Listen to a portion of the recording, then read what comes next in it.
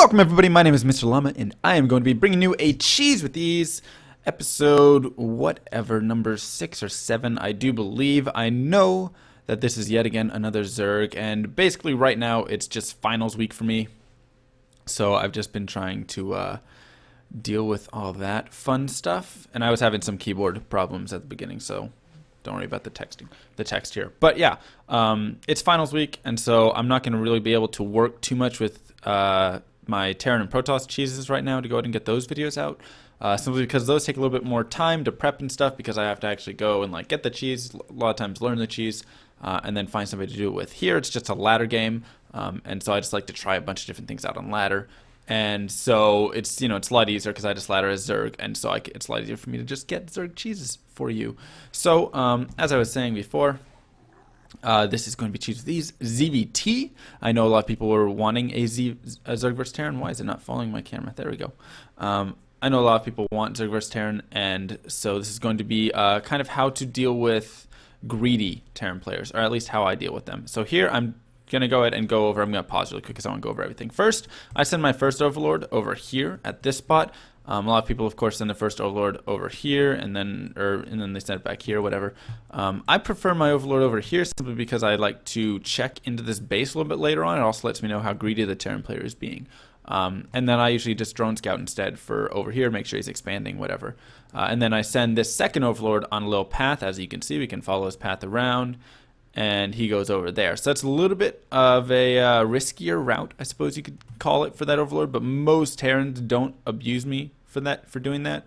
And so I don't know, I feel it's not the worst thing in the world, but that's how sometimes I'll send my Overlord, and I do change it up. Additionally, now I'm scouting with this drone around 13. I send that drone scout out, and I like to scout here first and then scout over towards the base. And the reason for that, of course, is because there might be proxy racks over here. So if you scout 2 proxy racks immediately going down, you can just pool like half your drones, send them down there, pick up the SCVs, and you win the game. And then drop a pool first instead of a hatch right there. But I don't see that, so I'm going to go ahead and go down for my hatch first at 15.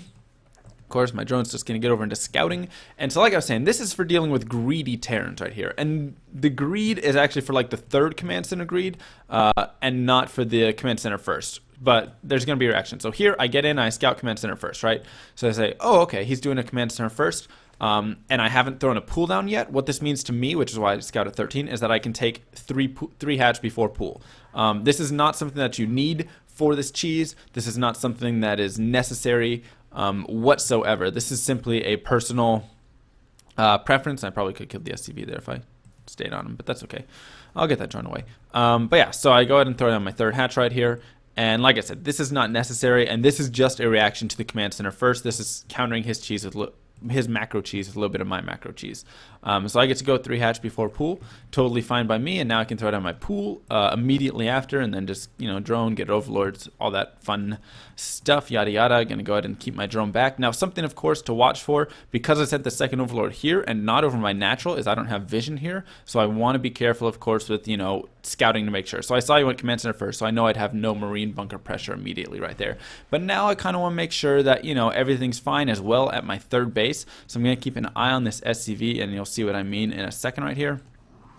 You could probably follow my vision and see. So I see the SCV heading over to my 3rd base right now, right? I see him leaving, so I'm going to send a drone down there because I want to double check. I want to see what exactly is going on. Additionally, huge thing right here, I bring my Overlord in to check his gas timing. So what I see here is he has not taken his gas yet, right? And so this right here is a little bit of a sign to me that he's going to be a little bit greedy, or he's going for some marine pressure. Like he scouted my 3rd, and so he's going to do, and there you see he scouts in with that. He's probably going to try and drop a bunker right there, something cheesy. But yeah, so here I see that there's no gas, and I really want to watch this because this is going to dictate my play. Because I see this no gas, I throw down a gas of my own. I actually throw down 2, and I'm going to, of course, saturate those as soon as they finish. And now, of course, I'm just droning up. I'm going to get a queen fairly soon. I couldn't get the immediate queens because I was droning a lot and whatever, but there's my queen, so my queen should be coming down now.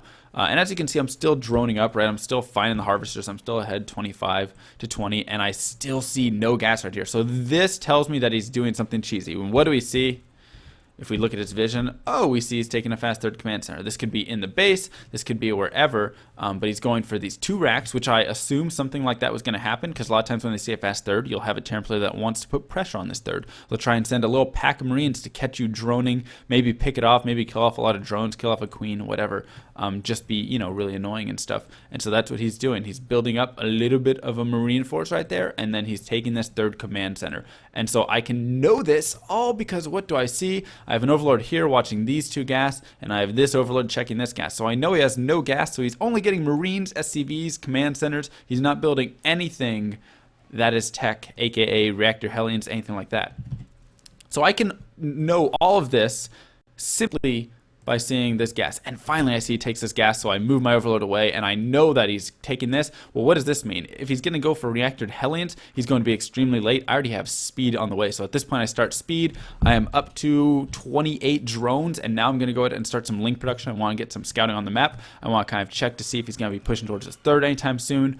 And then of course my queens are out. I can start injecting with those guys. But yeah, so now I know, okay, if he gets these gas now, he won't get a factory until he gets 100 gas. So he has to finish, then he has to mine 100 gas, then he has to get a factory, then he has to get a reactor on that, and then he has to build the Hellions. So if he's going for Hellions, that would take forever for him to get. So here I scout out with some Lings, and I see 5 Marines pushing over. He wants to do a little bit of damage. Okay, I'm totally fine with that. So I have all these Lings, and I'm actually going to go ahead and kind of split my Lings. So I have my rally point set to here.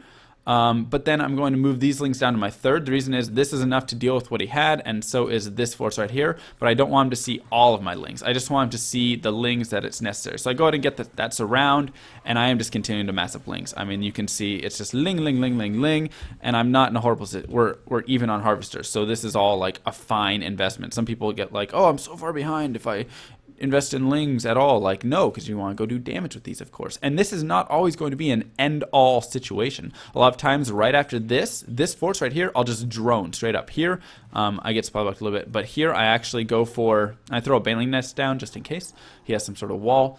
But here I actually go for 60 more Lings. You could make these 8 drones and just try and do whatever pressure you want with this force. Regardless, I get in. I see he has this bunker. The first thing you want to do is swarm in and surround a bunker. If there's a bunker right here, you want to swarm in and surround it. If it's out in the middle, if it's in this corner, get in around and surround that bunker. That's just going to make it so much harder for him to get a repair on it. Additionally, you want to run some Lings up into the main. Here he doesn't even have it blocked off, so it makes it easy for me. But a lot of times you just want to run them up into that main. Anyways, here I'm going to easily be able to kill this off. I can continue to stream in Lings. I've got this set back here. I've got all these Lings streaming.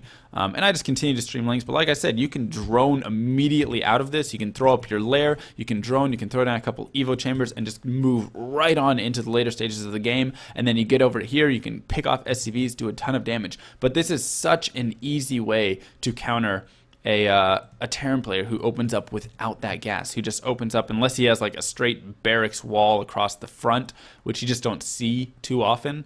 But even then, you could probably get some Banelings and blow that thing down. And then, of course, it'd be still, a tough play, I suppose. You wouldn't have to quite go all in on that. You could actually try and wait and catch him off guard if you want to when he pushes out, because if he goes for a straight barracks wall, he's probably going to be going for some sort of early Marine push, something like that. But yeah, so it's just a great way to kind of counter players who just open up with this no gas for a while, who go for that third command center really early, who go for those early 2 barracks as we saw. So our opponent went barracks, command center, third barracks, should be right there. And then he got these engineering bays and the factory after he was already getting gas right there. But I mean, by that time, like, it's too late. All of the Lings are already in his natural. So like I said before, you don't need the third hatch for this. As you can see, I just use it kind of for larva, but you can, of course, just have the queens a little earlier. I was just doing this third hatch as general macro play, and then I saw that he was being extra greedy, and so I decided to punish him for that. So with that being said, my name is MrLlama. I hope you guys learned something from this, and I will see you guys next time.